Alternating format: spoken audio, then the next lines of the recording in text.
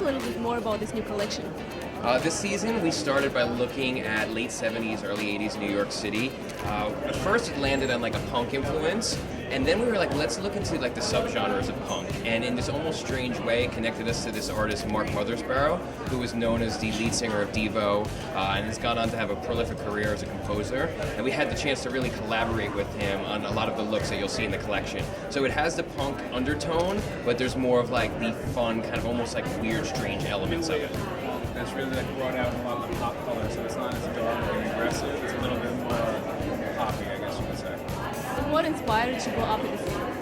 I think it's just always starting with New York, and whether it's New York in the context of the world as a whole or just New York as our own city, it's always like a fun place to kind of get rooted in and then to build off of there. And it's kind of strange where it leads you. So it's like an idea of like, let's start with punk and almost skate punk, or finding these weird subcultures within a subculture was cool for this season. I think also, we were looking at punk and it was a bit dark, and we were looking for something a bit lighter and refreshing, especially with the current state of politics here. I think that everybody's kind of looking for a positive out of all the negative.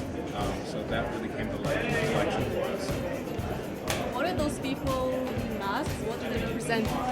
One of the performances from Mark Mothersbaugh. So we got really to dig into his art, and there's a special performance part of the show, and it references kind of what he was doing at the time. His idea of all of the performances was like a de-evolution, and it's weird to draw the parallels of then to now.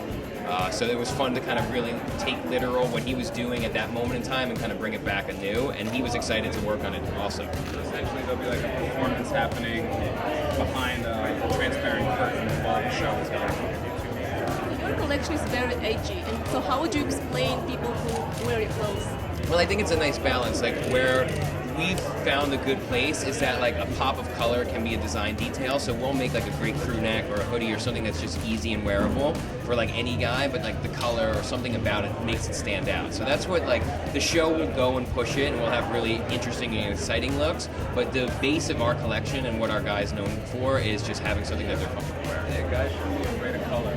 It's nice to have a little something that pops. You see so much out there that's neutral, and blacks and grays and navies.